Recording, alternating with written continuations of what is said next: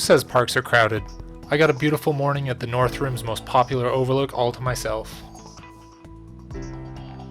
The Union Pacific tour would have headed out at 8 a.m., but since the drive is quicker now, I was able to have coffee and a cinnamon roll on the rim before packing camp and heading out.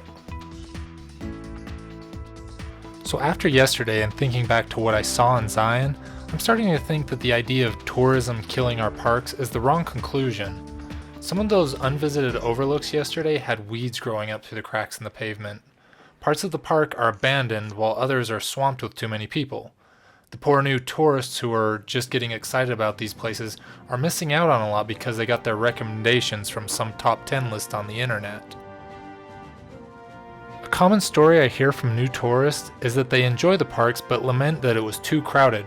So I ask them, "Where did you go?" And they reply, "Oh, we went to the Narrows." Really? So you went to the number 1 busiest trail and the number 4 busiest park on the busiest weekend of the year, and you're surprised that you didn't have the whole place to yourself?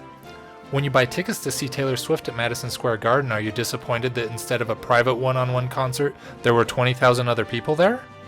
Then there's also that person that visits a trail like Angel's Landing and then complains about the crowds surrounding them as they went up. One very wise statement I was once told is that you aren't in traffic, you are traffic. When you find yourself in a big crowd of tourists and you start to get resentful that they're all there, remember that each and every one of them is probably thinking the exact same thing about you.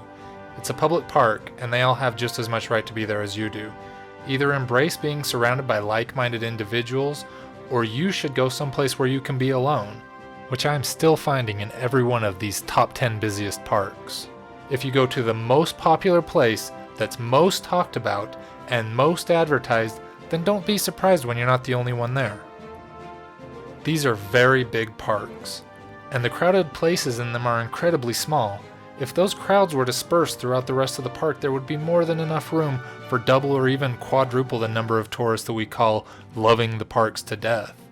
Honestly, we're not loving the parks to death, we're just loving 2 or 3 trails to death and ignoring the rest of this huge area. There are so many unvisited, beautiful places between these hotspots, most of it unnamed, not even labeled on maps, that if we could just spread our impact out, the land would handle it better, we still wouldn't see that many people, and we'd all discover our own spot of beauty. Except at campgrounds, those are always packed. We really could use more camping opportunities, as I found when I arrived in Bryce. Hello. Hi. Did you want a map today? Yes. Do you know if the campground filled up yet? Not that I know of. Okay. Alright, thank you.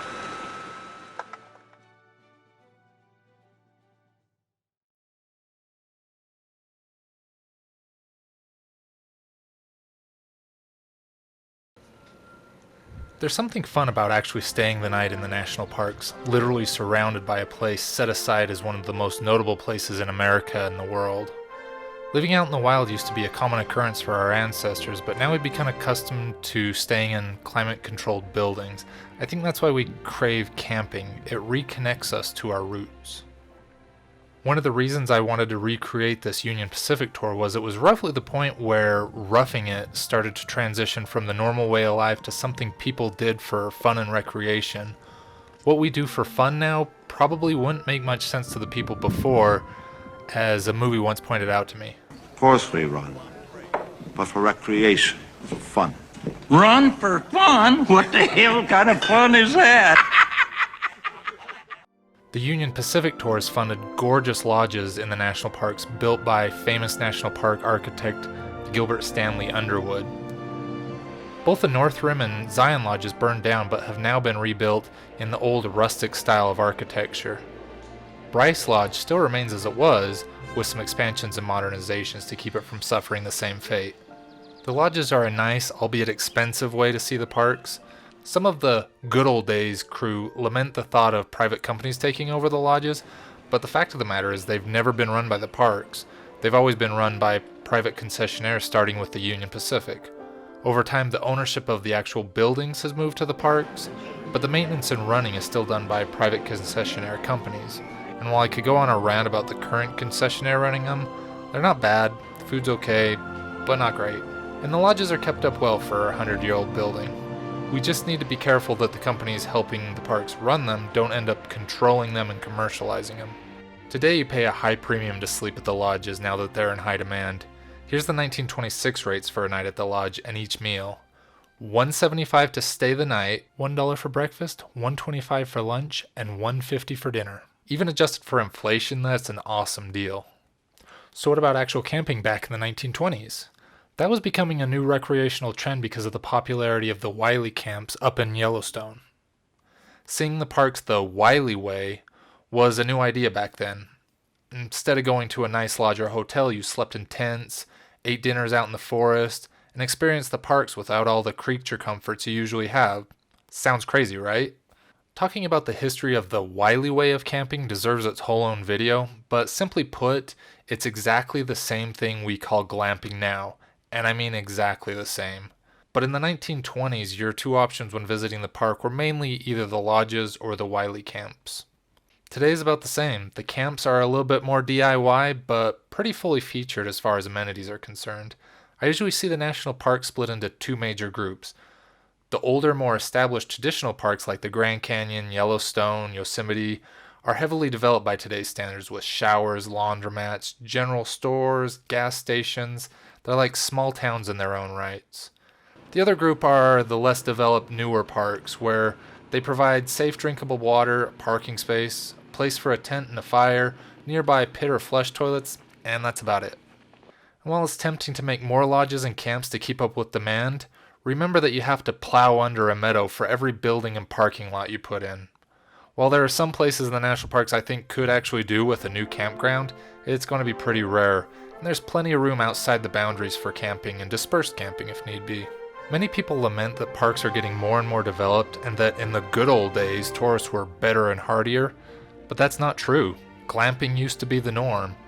And although it's great heading out into the wild and getting away from it all, after about 3 days a shower does really improve your spirits. Besides, if you're wanting to get out in the wilds away from everybody, national parks are not the place to go. They're one of the most popular outdoor destinations America has. And contrary to the good old days crew, it's been like that from the get-go. They literally led the way into making camping and outdoor recreation exist in the first place.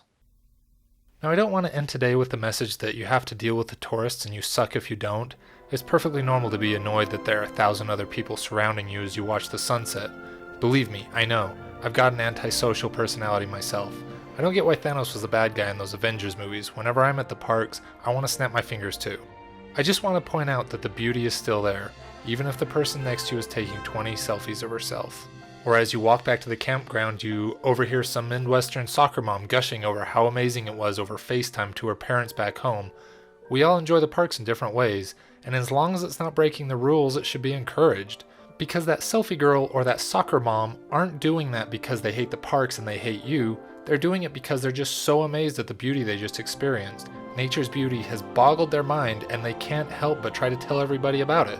So when I stand here, surrounded by all this amazing scenery and seeing somebody gnashing their teeth in anger that somebody dare take a picture of themselves as a part of it, all I can feel is pity. Pity that when surrounded by this, they couldn't take their mind off somebody else who was enjoying it. So my recommendation is instead of fighting them, wrap your arms around them and enjoy the park together. And that gives you an idea of the praise for the parks when a beautiful landscape can get an antisocial jerk like me to think about hugging a bunch of tourists.